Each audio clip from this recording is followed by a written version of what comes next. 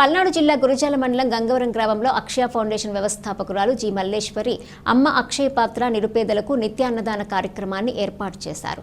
ఈ కార్యక్రమానికి గురజాల సీఐ ఏ భాస్కర్రావు ముఖ్య అతిథులుగా పాల్గొని అమ్మ అక్షయ పాత్ర నిత్య అన్నదానం కార్యక్రమాన్ని వారి చేతుల మీదుగా ప్రారంభించారు.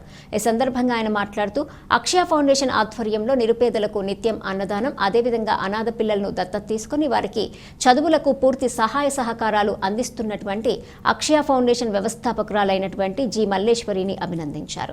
ఈ కార్యక్రమంలో ఎస్ఐ వినోద్ కుమార్, కూటమి నాయకులు పాల్గొన్నారు.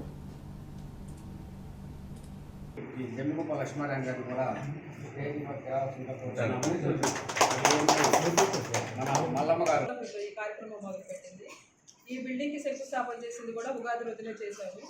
ఉగాది రోజు చేసిన ప్రతి పని ఆగకుండా జరుగుతూ నిర్విఘ్నంగా వచ్చింది కాబట్టి ఈరోజు మంచిదే అనుకొని మన పోలీసులు వారి పనులతో చాలా బిజీగా ఉండి పని ఒత్తిడిలో కనీసం ఫ్యామిలీకి కూడా సమయం లేని టైంలో ఉంటారు.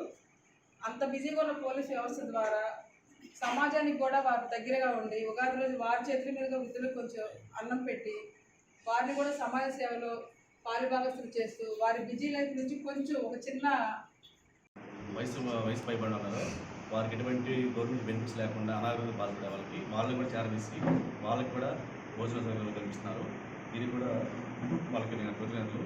అదే ఈ మూడవది ఏంటంటే అమ్మ అక్షయ ఫౌండేషన్ అండి.